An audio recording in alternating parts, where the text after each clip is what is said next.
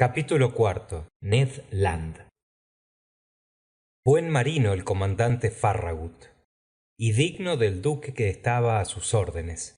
Era el alma de aquel conjunto, la fragata y él, que formaban un solo todo. Sobre la cuestión del cetáceo no abrigaba dudas su entendimiento, y no consentía que se discutiese a bordo la existencia del animal. Creía en él, como ciertas buenas mujeres creen en el leviatán, por fe, mas no por razón. El monstruo existía y libertaría de él a los mares, lo había jurado. Era una especie de caballero de Rodas, un diosdado de Gozón, yendo al encuentro de la serpiente que desolaba su isla. O el comandante Farragut mataba al narval, o el narval mataba al comandante Farragut. No había medio.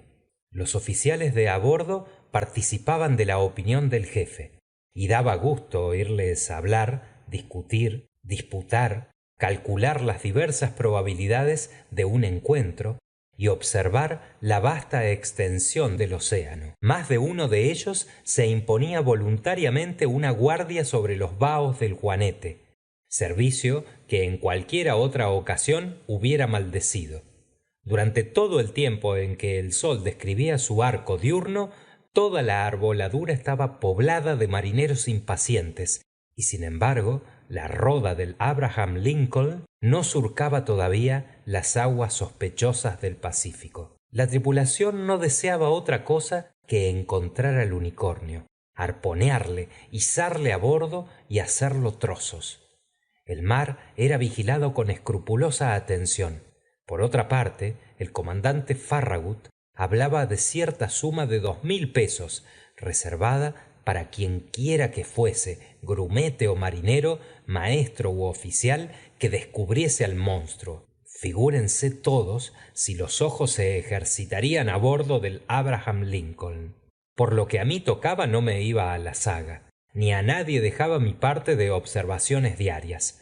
La fragata hubiera tenido 100 veces razón llamándose el Argos. Consejo era el único entre todos que protestaba por su indiferencia en la cuestión que nos apasionaba, desentonando el entusiasmo general que reinaba a bordo. He dicho que el comandante Farragut había provisto cuidadosamente su fragata con los aparatos convenientes para pescar el gigantesco cetáceo, no compitiendo con él por armamento necesario el mejor ballenero. Poseíamos todos los ingenios conocidos, desde el arpón que se despide a mano hasta las balas explosivas y las flechas barbadas que disparan los esmeriles. Sobre el castillo había un cañón perfeccionado, de carga por la recámara, de paredes muy gruesas, muy angosto de ánima, y cuyo modelo debía figurar en la Exposición Universal de 1867. Este precioso instrumento de origen americano enviaba sin esfuerzo un proyectil cónico de 4 kilogramos a la distancia media de 16 kilómetros. No faltaba, pues, en el Abraham Lincoln medio alguno de destrucción, pero aún tenía una cosa mejor: tenía a Ned Land, el rey de los arponeros. Era Ned Land un canadiense, cuya habilidad de mano era poco común y que no conocía rival en su peligroso oficio. Destreza y sangre fría, audacia y sagacidad, cualidades eran que poseía en grado superior, y bien necesitaba ser una ballena muy ladina o un cachalote singularmente astuto para librarse de su arponazo.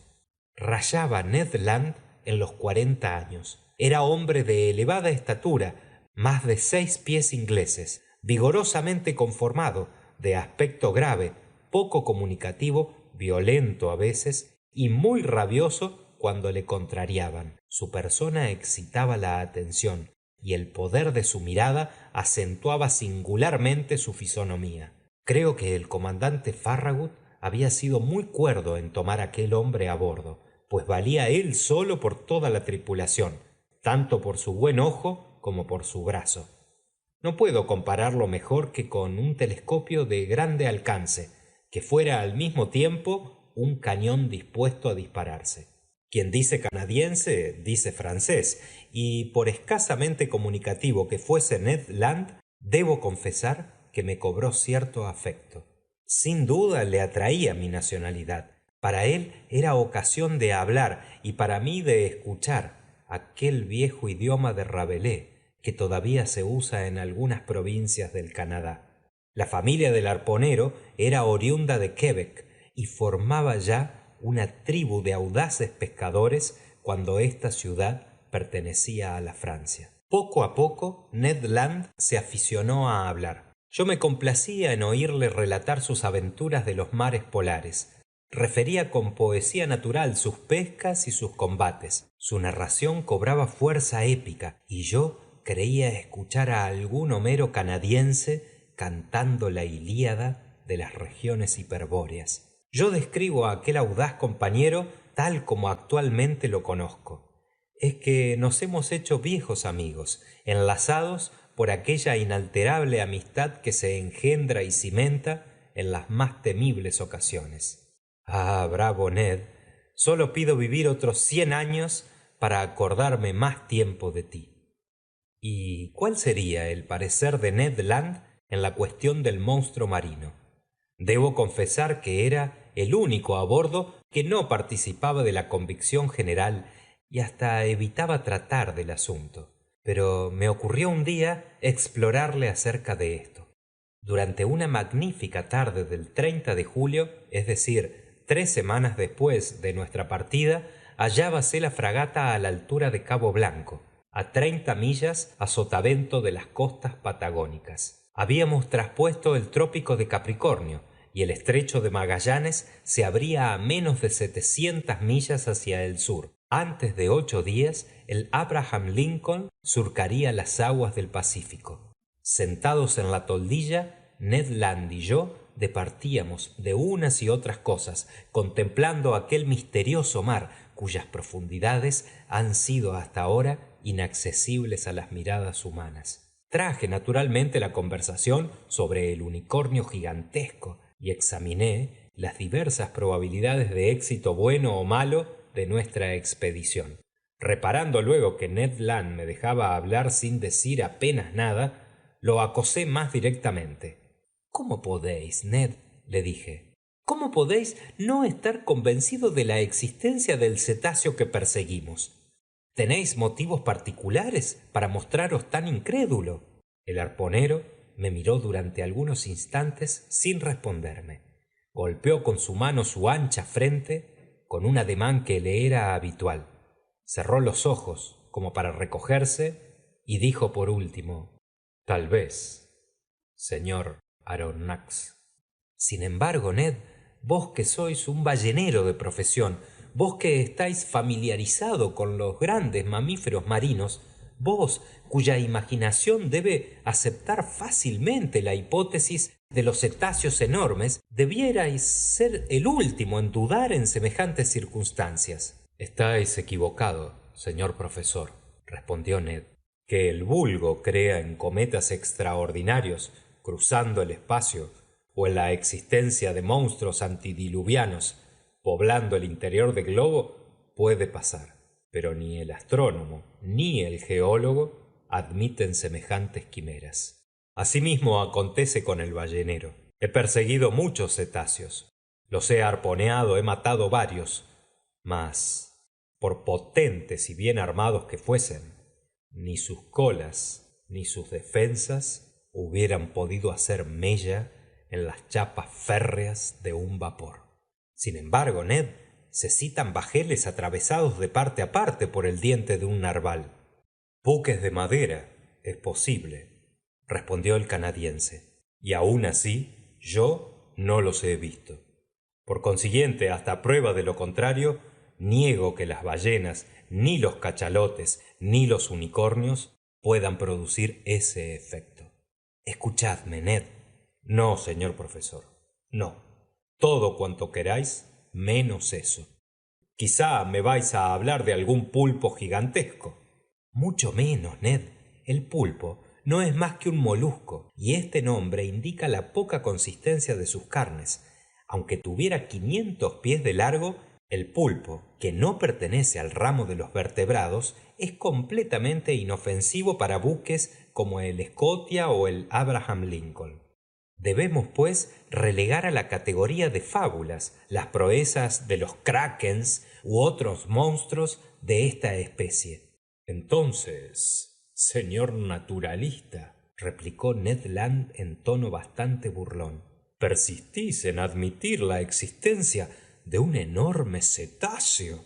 Sí, Ned, lo repito con una convicción apoyada en la lógica de los hechos. Creo en la existencia de un mamífero poderosamente organizado que pertenece a los vertebrados, como las ballenas, los cachalotes o los delfines, y provisto de una defensa córnea cuya fuerza de penetración es extraordinaria. Exclamó el arponero, moviendo la cabeza con la traza de un hombre que no quiere dejarse convencer.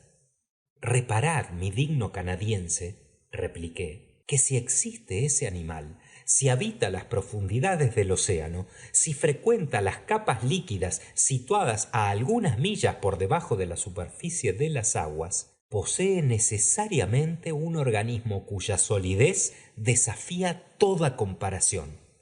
¿Y por qué ese organismo? Exclamó Ned. Porque se necesita una fuerza incalculable para mantenerse en las capas profundas resistiendo a su presión. ¿De veras? Dijo Ned, que me miraba guiñando el ojo. De veras, y algunos números os lo probarán.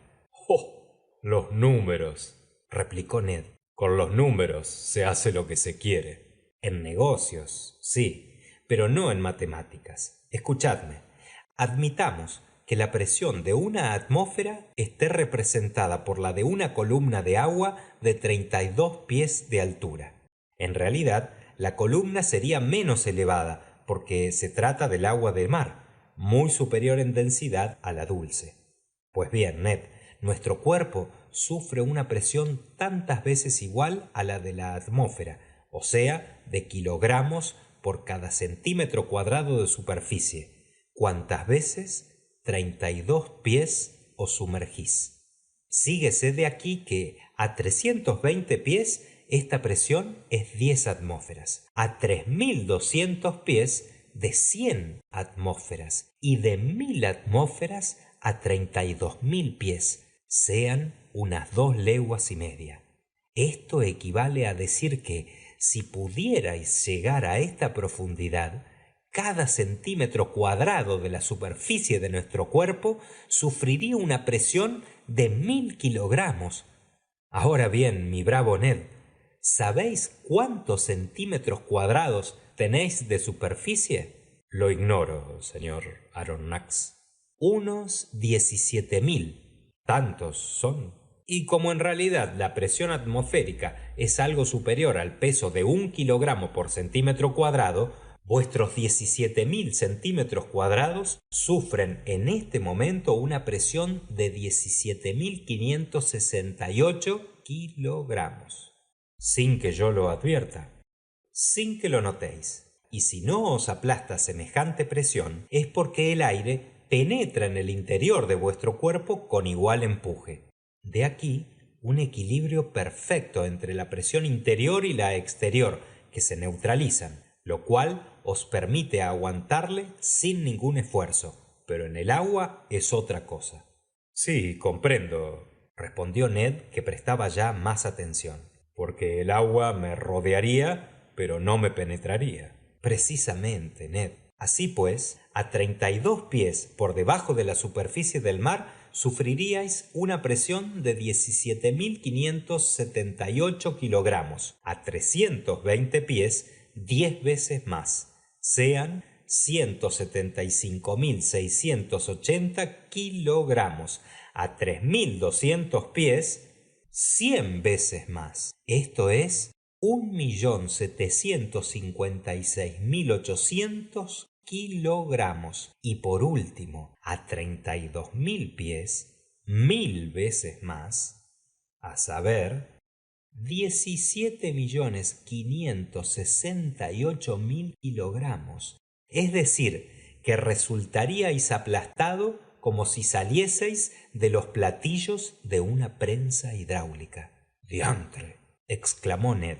Pues bien, digno arponero, si hay vertebrados que, teniendo varios centenares de metros de longitud y siendo gruesos en proporción, se mantengan en tales profundidades, hemos de calcular la presión que aguantan por centenares de millones de kilogramos, puesto que miden una superficie de algunos millones de centímetros cuadrados. Suponed ahora cuál deberá ser la resistencia de su osamenta y el poder de su organismo para contrarrestar tantas presiones. Es necesario, respondió Ned Land, que estén fabricados con planchas férreas de 8 pulgadas, como las fragatas acorazadas. En efecto, Ned, imaginad entonces los destrozos que puede producir semejante masa despedida con una velocidad de un express sobre el casco de un buque. Ciertamente que sí, tal vez, repuso el canadiense, derrotado por los números, pero sin querer rendirse. Y bien, ¿os he convencido? De una cosa, sí, señor naturalista, y es que en el caso de existir animales de esos en el fondo del mar, es preciso que sean tan fuertes como lo decís. Pero si no existen, testarudo arponero, ¿de qué modo explicáis el accidente sufrido por el Scotia? Quizás sea, dijo Ned vacilando. Proseguid, porque no es verdad, exclamó el canadiense, reproduciendo sin saberlo una respuesta de Arago. Pero esta respuesta no demostraba otra cosa que la obstinación del arponero. Aquel día no insistí más, y eso que el accidente del Scotia no podía negarse. El orificio existía de tal modo que había sido necesario taparlo, y no pienso que la existencia de un agujero pueda demostrarse más categóricamente. No siendo posible que aquella fractura se hubiese producido por sí misma, ni habiendo sido causada por rocas o por máquinas submarinas, era necesariamente debida al arma perforante de algún animal. Ahora bien, a mi modo de ver, y por todas las razones antedichas, ese animal debía pertenecer a los vertebrados, clase de los mamíferos, grupo de los piciformes, orden de los cetáceos. En cuanto a la familia de que formaba parte, fuese ballena, cachalote o delfín, en cuanto al género que le correspondía, en cuanto a la especie en que convenía clasificarle, era esto una cuestión por dilucidar ulteriormente. Para resolverla había que disecar al monstruo desconocido, para disecarlo, cogerle, y para cogerle, arponearlo, lo cual era asunto de Ned Land. Para arponearlo, verle, cosa que atañía a la tripulación, y para verle, encontrarlo, suceso que dependía de la casualidad. Fin del capítulo 4.